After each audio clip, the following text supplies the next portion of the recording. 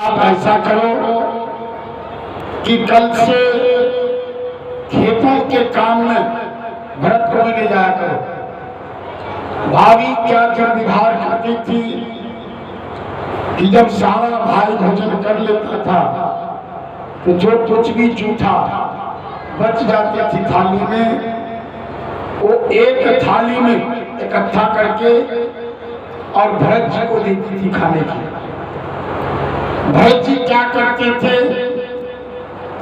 उस भोजन को गोपाल जी के आगे, ठाकुर जी के आगे रखता था और बड़े प्रेम से आओ मेरे भगवान प्रेम से भोग लगा ओ जी, आओ मेरे भगवान प्रेम से भोग लगा ओ जी। दुर्योधन धर्मेवा त्यागो साग विदुर घर खाओ जी, आओ मेरे भगवान प्रेम से भोग लगा ओ जी। भरत जी जूठा खाना भगवान के आगे भोग लगाते थे। अब यहाँ समझने की बात है, अब भगवान के आगे जो भोग लग गया, क्या वो जूठा खाना रहा? क्या बन गया वो? प्रसाद। और प्रसाद कभी भी जूठा नहीं होता। भाभी जूठा खिलाती थी, लेकिन भरत जी अपने ज्ञान से उस जूठे खाना को प्रसाद बनाते थे और उस प्रसाद को बड़े प्रेम से खाता था। एक दिन सभी भाई खेत में नलाव कर रहा था, घास निकल आए थे खेत में फसल में, तो नलाव के लिए सभी चला। आज भरत को भी ले गए, भरत जी को सारा दिन काम करवाया और सभी भाई ने एक लठ ले लिया हाथ में कि भरत, जंगल के जानवर आकर घास चढ़ जाते, खेती को उजाड़ देते, आप खेत को देखते रहना। बीज खेत में खड़ा कर दिया और हाथ में डंडा दिया। भरत जी इतने सीधे थे, जो डंडा लेके खड़े हैं, जंगल के जानवर पशु खेत चल रहा है, लेकिन भरत जी किसी को भगा नहीं है। क्यों? कि भाई ने कहा था खेत देखते रहना, भाई ने ये नहीं कहा था कि पशु को भगा देना। वो किसान लोग नहीं है, चालू होते किसान, वो खेत में जब ड्रावर लगा देता है ना खुद खाओ ना दूसरे को खाने दो। भरत जी ने भी वही काम किया, न तो खुद खा रहा है और ना ही किसी को मना कर रहा, चल रहा चल। भगवान का संयोग ऐसा हुआ कि जंगल में एक माँ की मंदिर थी, जहां कुछ राक्षस लोग रहता था। राक्षसों का जो गुरु था, उस राक्षस से कहा कि तुम नर में नर श्रेष्ठ का बलि दोगे तो तुझे पुत्र होगा। नरों में सबसे श्रेष्ठ ब्राह्मण की अगर बलि दोगे तो तुझे पुत्र होगा। उस राक्षस ने किसी नगर से एक ब्राह्मण के बच्चे को ले आया था मारने के। किसी कारणवश वो ब्राह्मण का बच्चा भाग गया। राक्षसों की टोली उस ब्राह्मण के बच्चे को ढूंढते ढूंढते उसी खेत में चला गया जहां भरत जी डंडा लेके खड़े थे। सुखदेव जी महाराज कह रहे कि राजन, भरत जी नंगे शरीर और उसके कंधे पे जो जनेऊ था, वो गंदा के कारण रस्सी की तरह मोटी हो गई थी। उस पर इतना गंध जम गया था कि रस्सी की तरह मोटी हो गई थी जनेऊ। एक तौलिया जैसे लग रहा था ना जाने कितने इसके अंदर में गंध भरा पड़ा है। वो तौलिया से अपने तन को ढका हुआ था। राक्षसों ने आकर घेर लिया और घेरा ही नहीं, इसको बंदी बनाकर और अपने साथ लेकर बलि देने के लिए माता के मंदिर में बलि देने के लिए ले गया।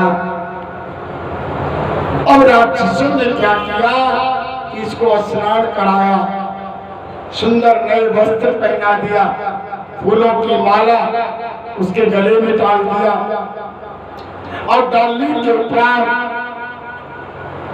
जब अपने हरियाणा में नहीं ऐसा रस्म रिवाज और होना भी नहीं चाहिए, कहीं भी नहीं होना चाहिए, बिहार में, बंगाल में, नेपाल में, असम में नवरात्रा में बकरे की बलि दिया जाता है, यहाँ भी देते लोग। कालिका मंदिर में भी पड़ता है, गुड़गांव वाली माता पर भी बलि पड़ता है। तो माता के लकड़ी काट की होती है, उसमें गर्दन फंसा दे, ऊपर से पार मार के सर अलग धर अलग।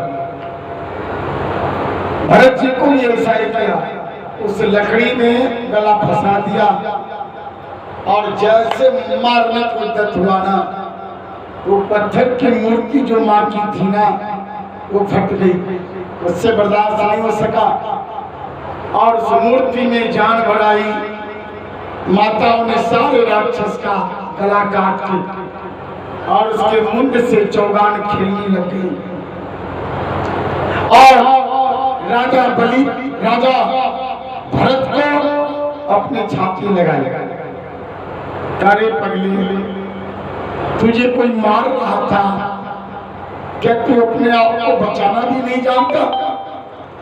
भरत जी कहने लगे, माँ अगर कोई मारेगा कोई शरीर को मारेगा, आत्मा को कोई नहीं मार सकता, क्योंकि आत्मा अमर है, शरीर को मारेगा ना, मार देता। राजा रघुगण को मां ने रास्ता दिखाया भरत को, इधर राजा रघुगण, राजा 5वें जन्म की गाथा में गा रहा हूं भरत जी का। राजा रघुगण अपने पुण्य प्रताप, अपने यज्ञ के बदौलत इंद्र का सिंहासन ले चुका था और जब इंद्र के सिंहासन पर ये गया तो कितना भी था तो अज्ञानी था ना, गुरु नाम नहीं लिया था। इसने जाकर कहा कि जब इंद्रासन मेरा है तो इंद्राणी भी मेरी है। गुरु वशिष्ठ ने, गुरु बृहस्पति देव ने आकर समझाया कि राजा रघुगण तुम अज्ञानी हो, स्वर्ग तुम आ गए हो अपने धर्म के बदौलत, स्वर्ग में जाना कोई भारी बात नहीं है, लेकिन स्वर्ग में रहना बड़ा भारी बात है। का अपनी धर्म के बदौलत तुम स्वर्ग तो चले आए हो, लेकिन तुम अशिक्षित हो, तुमने गुरु का नाम नहीं लिया और गुरु का नाम जो नहीं लिया वो स्वर्ग में रहने का अधिकारी नहीं है। अभी मृत्युलोक जाओ और गुरु बना के आओ, क्योंकि गुरु मृत्युलोक में ही मिलेगा, देवलोक में गुरु नहीं मिलेगा। कहा महाराज मैं किसको गुरु बनाऊं? कहा अभी मृत्युलोक में सबसे ज्यादा ज्ञानी कपिल मुनि है, तुम जाओ धरती लोक पर और कपिल मुनि को गुरु बना के आओ। जब राजा रघुगण नीचे आया तो 4 कहार, क्योंकि तीनों लोग उसके कब्जे में था राजा रघुगण के, राजा रघुगण 4 कहार लिया और उस टोली में बैठा, आज गुरु बनाने के लिए चला। कहाँ? कपिल मुनि के आश्रम, स्वर्ग से लौटाया गया है। सामने से भरत जी चले आ रहे थे, उसमें से एक कहार जो उठा रखा था उसका हर की तबीयत बिगड़ गई और कहने लगा महाराज अब मुझसे नहीं चला जाता है, आप किसी को और को बोलो कि भार उठा ले। राजा भरत ने कहा और राजा रघुगण ने कहा कि यहाँ अगर कोई तुझे दिखता है उसको पकड़ो, सारा प्रजा मेरा है। सामने से भरत जी आ रहे थे। भरत जी को देखकर कहारों ने भरत को पकड़ लिया।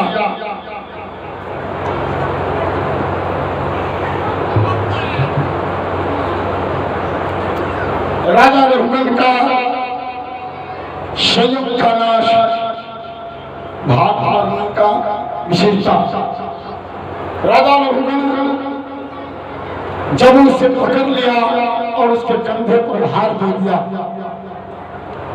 तो राजा की भार लेकर तो जा रहा है, लेकिन भरत जी अनकहारी की तरह नहीं चल रहा था। दूसरे कहारों को दिक्कत हो रहा था और वो दूसरा तीसरा कहार महाराज से कहा महाराज ये जो कहार है ना ये सही से नहीं ले चलता, अगर ऐसे चलेगा तो हम लोग आपकी डोली नीचे रख देंगे, हम नहीं ले जा सकते। भरत जी डोली के भीतर से ही राजा रघुगण डांट लगाता है, संभाल के चल, सही से चल, क्या तुझे अपने प्राण का डर नहीं है क्या? और भीतर से डांट लगा रहा था, लेकिन राजा रघुगण की बोली महाराज भरत का कोई असर नहीं कर रहा। एक बार भरत जी जा रहे थे तो सामने चींटी, एक चींटी पैर के नीचे आ रहा था, उसने जोर से छलांग मार दिया।